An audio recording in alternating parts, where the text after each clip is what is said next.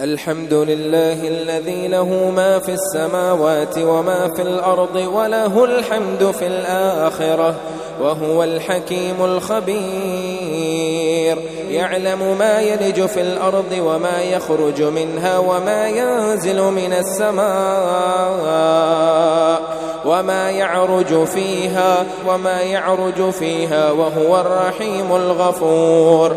وقال الذين كفروا لا تأتينا الساعة قل بلى وربي لتأتينكم عالم الغيب لا يعزب عنه مثقال ذرة في السماوات ولا في الأرض ولا أصغر من ذلك ولا أكبر إلا في كتاب مبين ليجزي الذين آمنوا وعملوا الصالحات أولئك لهم مغفرة ورزق كريم. والذين سعوا في آياتنا معاجزين أولئك لهم عذاب من رجز أليم. ويرى الذين أوتوا العلم الذي أنزل إليك من ربك هو الحق ويهدي إلى صراط العزيز الحميد.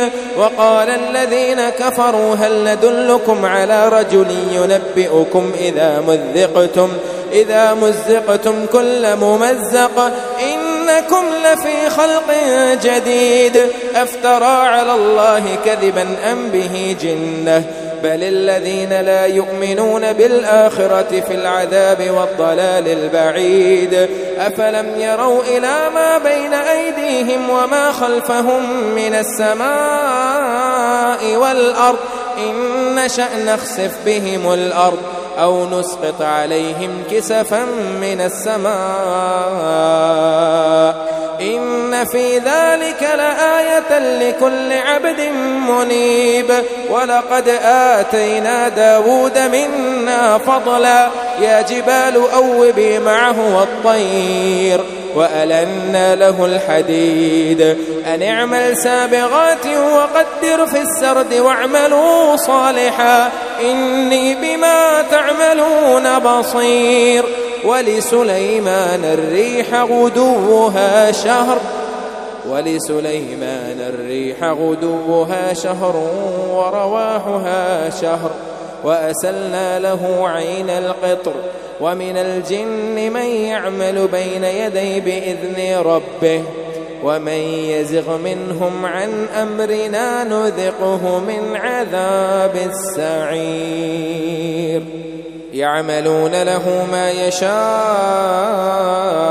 من محاريب وتماثيل وجفان كالجواب وقدور الراسيات اعملوا آل داود شكرا وقليل من عبادي الشكور. فلما قضينا عليه الموت ما دلهم على موته إلا دابة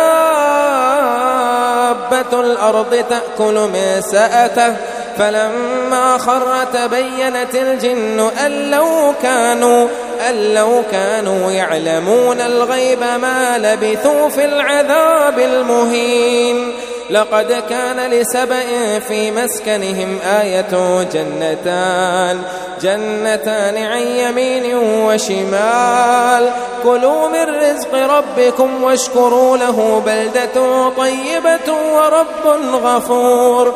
فأعرضوا فأرسلنا عليهم سيل العرم وبدلناهم بجنتيهم جنتين ذواتي أكل خمط وأثل وشيء من سدر قليل ذلك جزيناهم بما كفروا وهل نجازي إلا الكفور. وجعلنا بينهم وبين القرى التي باركنا فيها قرى ظاهرة وقدرنا فيها السير سيروا فيها ليالي وأياما آمنين.